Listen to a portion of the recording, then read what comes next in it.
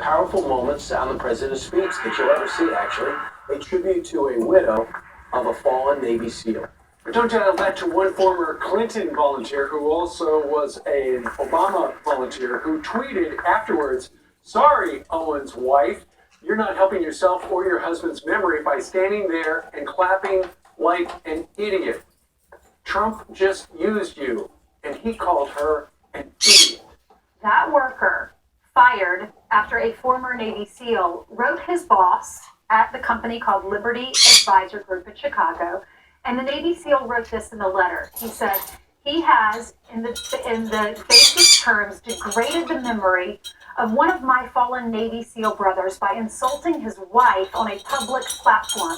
Either Mr. Dan Grillo is completely devoid of humanity, or he is willing to suppress the natural instinct of compassion for a widow for political gain and personal satisfaction. Dan Grillo has brought shame upon himself and by remaining in your employment, your company, and you. That former Navy SEAL, Derrick Van Orden, rejoins our show, but for the first time talking about this. Derrick, how did you just stumble onto this tweet, and why did you feel compelled to attack it?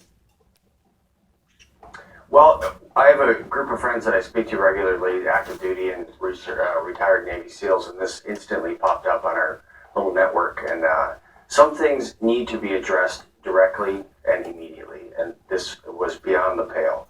You do not insult our widows and expect to get away with it. It's just not going to happen. So what was your reaction? Wholly inappropriate. And what was your reaction? I thought it was a joke initially.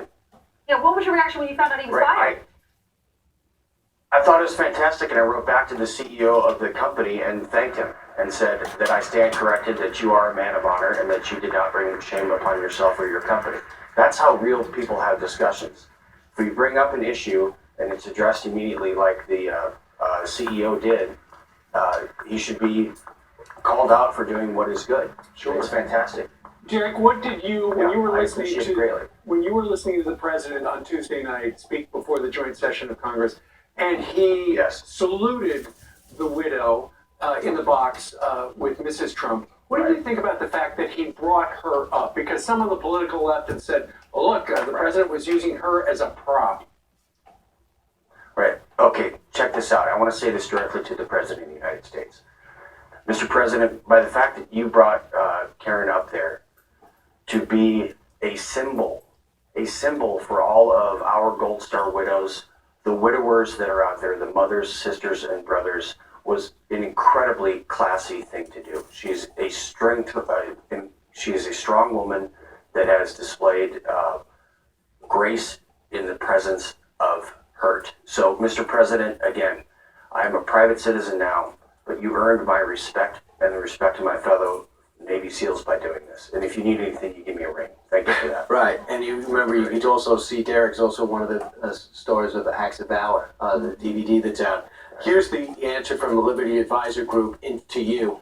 Regardless of whether the comments in the tweet were intended to cause the hurt and anger that they ultimately generated, they were unacceptable to us, and the individual who issued the tweet is no longer, the person who issued the tweet is no longer affiliated with Liberty, so he's gone. So you found out who he was.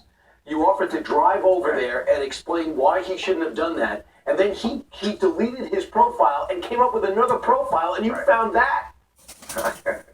Yes. Well, cowards are often crafty folks. So what this guy Grillo did, again, is completely unacceptable, and it will not be tolerated by myself or my fellow Navy SEALs. It didn't matter that Karen is a Navy SEAL widow. If she's a widow of any service member that was killed in action defending the country and defending our freedoms, we need to stand up for them. We owe them a debt of gratitude that doesn't end with the death of their spouse, either their husband or their wife. That is a lifelong commitment. And if we can do anything to assuage their grief, then we should do that as a nation. That's exactly what the President of the United States was attempting to do, and he did incredibly successfully at this joint session of Congress.